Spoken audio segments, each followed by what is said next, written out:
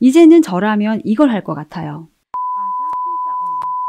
다른 건 몰라도 독해나 어휘를 위해서 정말 이 책은 꼭 하셨으면 좋겠네요. 예비 중, 중1, 중2, 불수능 국어 미리 준비하자. 안녕하세요. 노을커피입니다. 오늘은 국어 교재 얘기를 해볼게요. 국어가 입시에서 차지하는 비중이 얼마나 높아졌는지는 아시는 분들은 많이 아실 거예요. 저도 전부터 많이 말씀드려왔었고 다른 대단한 채널에서도 많이 말씀해주고 계십니다.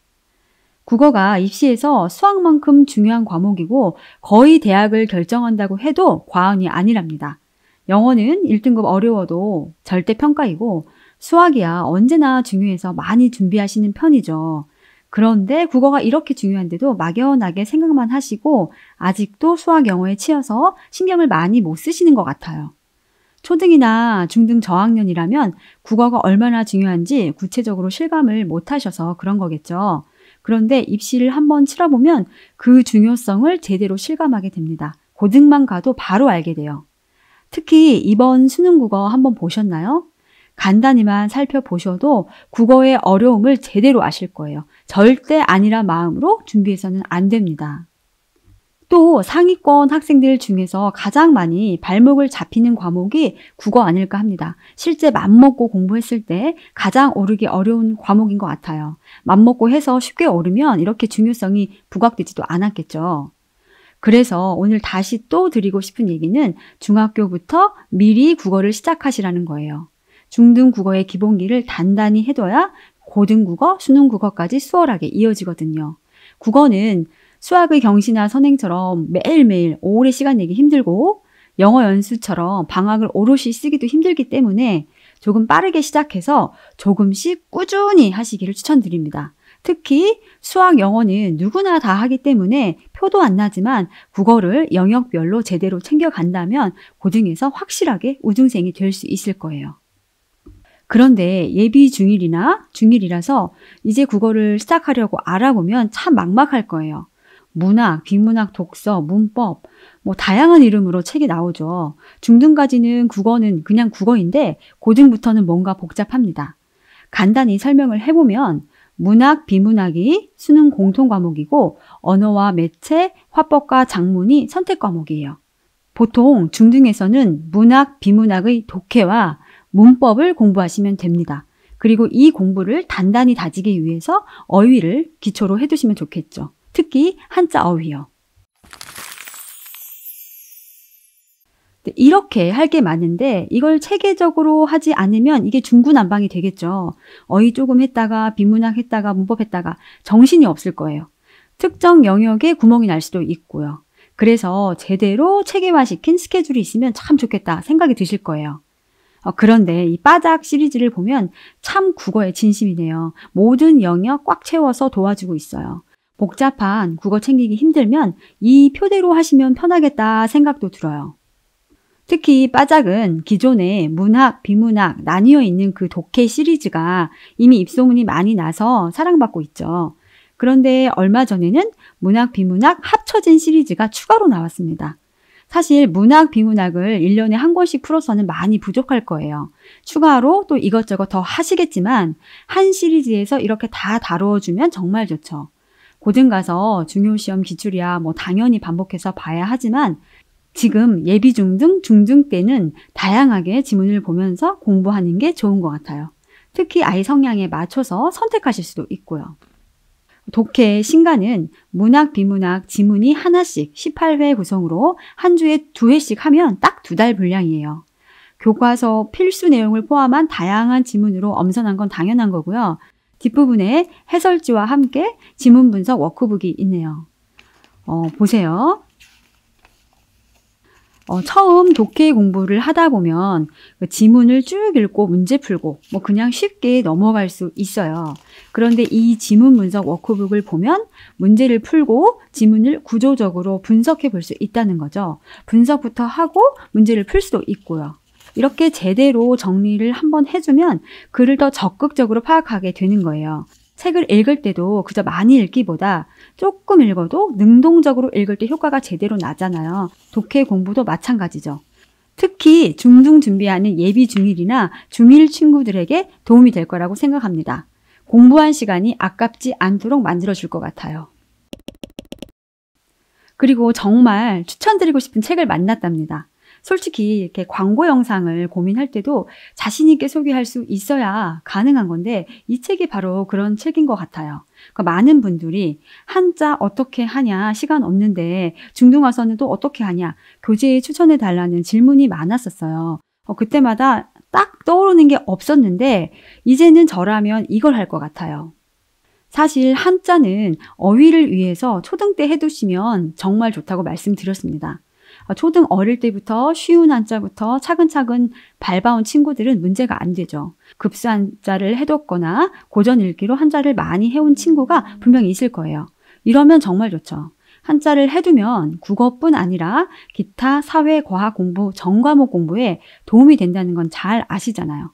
어휘를 제대로 배우기 위한 기초 다지기니까요. 그런데 안타깝게도 영어 수업 챙기다 보면 한자까지 잘 챙기기가 쉽지가 않아요. 특히 한자를 명심보감이나 사자소학 등 고전 읽기로 공부하면 좋다고 하죠. 그런데 이걸 그냥 읽으라고 하고 제대로 봐준다는 게 엄마 입장에서는 솔직히 어렵거든요. 조금 더 편하고 하기 쉬운 책이 필요했어요. 그런데 이렇게 한자 어휘는 해야겠는데 고학년으로 갈수록 시간이 없어서 고민 많은 분들에게 딱 좋은 교재가 나왔네요. 빠작 한자 어휘.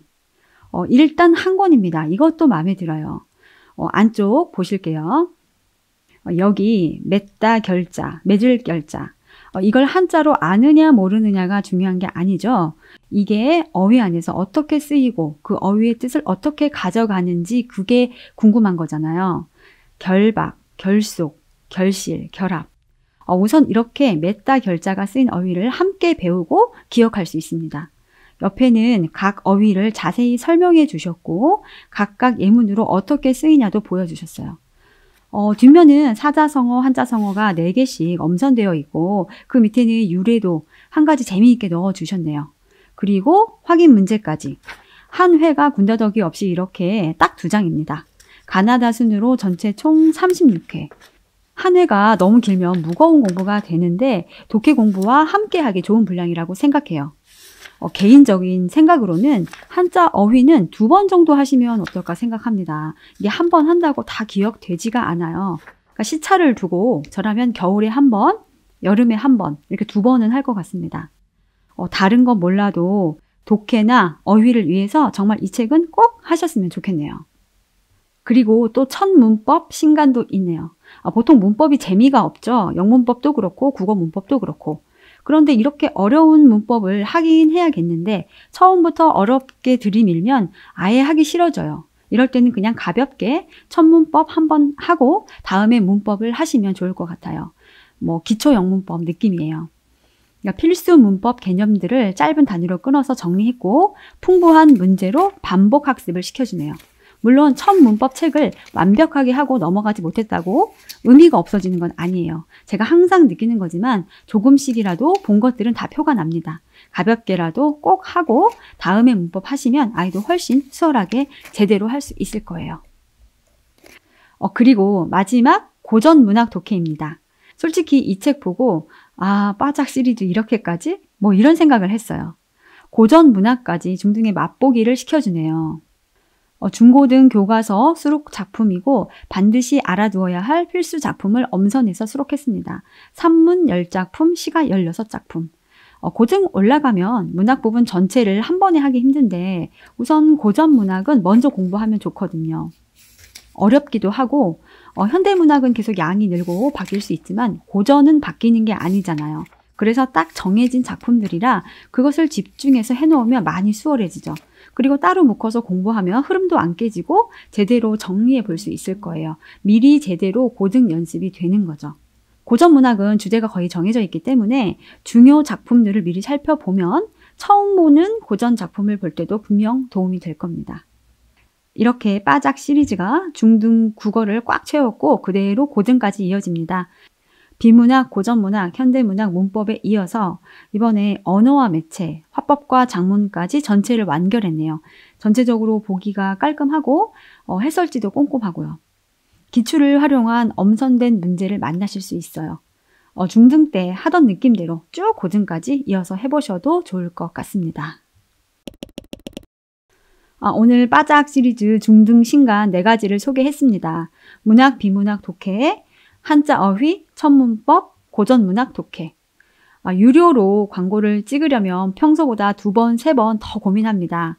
아이들 시간이 정말 너무 소중하니까요. 하지만 오늘 소개해드린 빠작 시리즈는 중등 국어 공부하는 모든 분들에게 큰 도움이 되리라 생각합니다. 콩나물에 물 주듯이 조금씩 해나가다 보면 어느 날 국어 실력이 쑥 성장해 있는 걸 느끼실 수 있을 겁니다. 특히 천천히 꾸준히가 제일 중요한 국어. 어떻게 시작할지 모르는 예비 중등에서 중1, 중2까지 이번 겨울방학부터 제대로 시작해 보시면 좋을 것 같아요. 학기 중에는 힘드니까 이번 방학을 시작점 삼아 보셔요.